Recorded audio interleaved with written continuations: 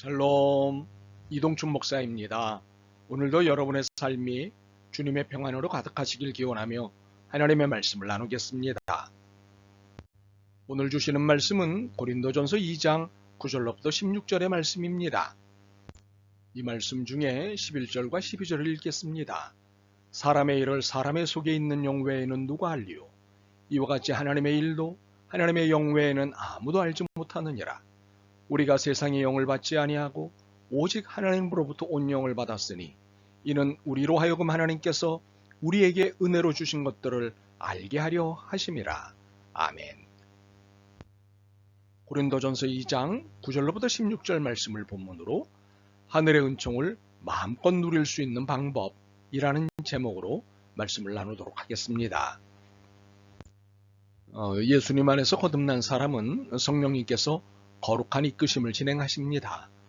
거룩한 이끄심이란 하나님 나라에 속한 사람답게 살라는 인격적인 간섭이자 영원한 나라의 백성답게 살 수 있도록 개입하시는 은혜입니다.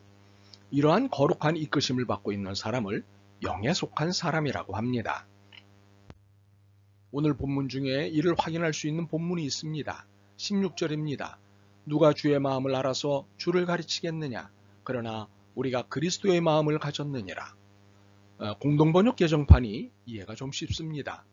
성서에는 누가 주님의 생각을 알아서 그분의 의논상대가 되겠느냐 하였지만 우리는 그리스도의 생각을 알고 있습니다. 이 말씀을 통해 확인할 수 있는 것은 거듭난 사람은 모두가 그리스도의 마음, 그리스도의 생각을 가지고 있다는 사실입니다. 이는 우리가 거듭나는 순간 영에 속하기 때문입니다. 그래서 그리스도의 마음, 그리스도의 생각을 알 수 있게 됩니다. 이것이 영에 속한 사람의 특징입니다. 그런데 문제가 있습니다.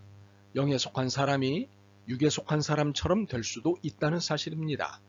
육에 속한 사람이란 14절입니다.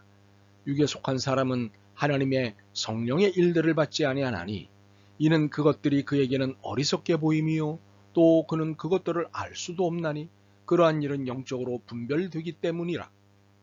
육에 속한 사람이란 성령님의 일, 즉 성령님의 거룩한 이끄심을 알지도 못하고 인정하지도 못하는 사람입니다. 이렇게 육에 속한 사람처럼 영에 속한 사람도 성령님의 거룩한 이끄심을 느끼지 못할 수 있습니다. 이유가 있습니다. 영적 민감성이 떨어지거나 둔감해졌기 때문입니다. 그렇다면 영적 민감성이란 무엇인가요? 1차적으로 우리 안에 계신 성령님과의 관계를 의미합니다. 12절입니다. 우리가 세상의 영을 받지 아니하고 오직 하나님으로부터 온 영을 받았으니 이는 우리로 하여금 하나님께서 우리에게 은혜로 주신 것들을 알게 하려 하심이라. 이처럼 우리는 하나님께로부터 온 영, 즉 성령님과 관계되어 있습니다.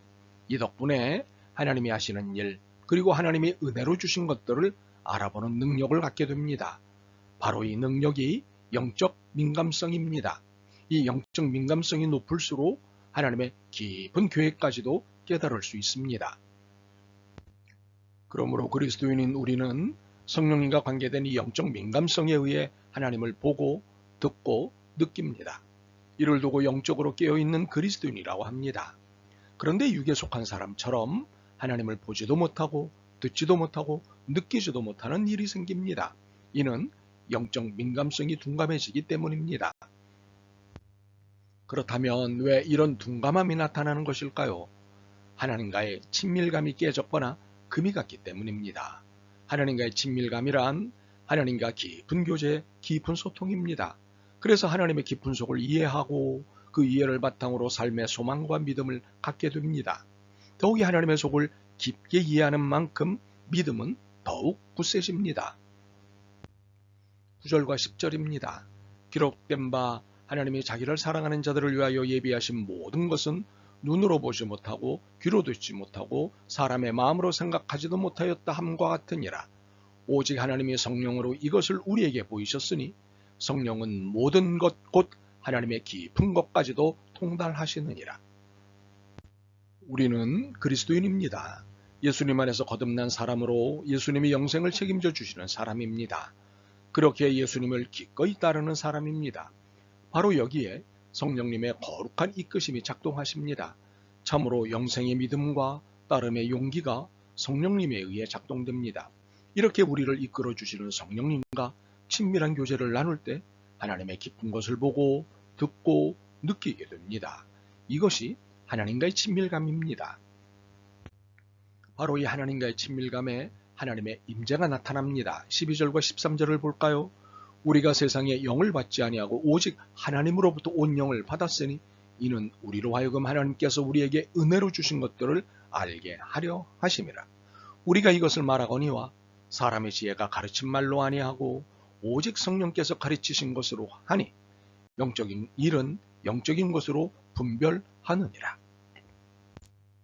성령님의 거룩한 이끄심에 의해 하나님과의 친밀감이 형성됩니다. 바로 그때 하나님의 임재를 경험하게 됩니다. 그리고 성령님의 거룩한 이끄심이 지속되는 한 하나님의 임재를 지속적으로 경험하게 됩니다. 하나님의 임재란 하나님께서 우리에게 은혜로 주신 것들을 알게 해주고 계시다는 사실을 느끼는 것입니다.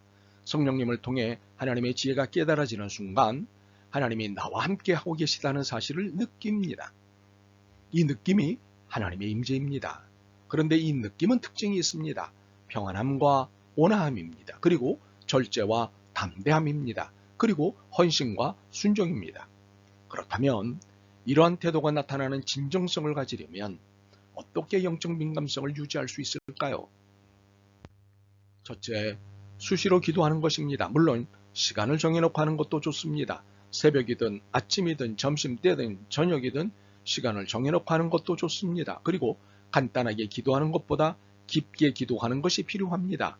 깊은 기도가 습관이 되어야 합니다. 깨어 기도하는 것이 필요합니다. 두 번째, 말씀을 묵상하는 것입니다. 물론 묵상은 성경을 읽는 것에서부터 시작합니다. 그리고 읽은 말씀을 되새김질 하듯 생각하고 또 생각하는 것입니다. 이렇게 하는 중에 깨닫는 말씀과 붙잡아야 할 말씀을 주실 것입니다. 그러면 주신 말씀과 깨닫게 하신 말씀을 붙잡고 기도하는 것입니다. 그리고 실천이 필요한 말씀은 순종하는 것입니다. 세 번째로 찬송을 드리는 것입니다. 여기에는 듣고 부르는 것 모두 필요합니다. 그러나 듣는 것만으로도 하나님의 은혜에 초대받을 수 있습니다. 이렇게 듣고 부르고 하는 것을 통해 하나님의 마음을 만나게 되고 깊은 은혜에 들어가게 됩니다. 이렇게 기도와 말씀과 찬송을 통해 영적 민감성을 유지하고 확장하는 것이 영에 속한 사람으로서 매일 매순간 살아야 할 태도입니다.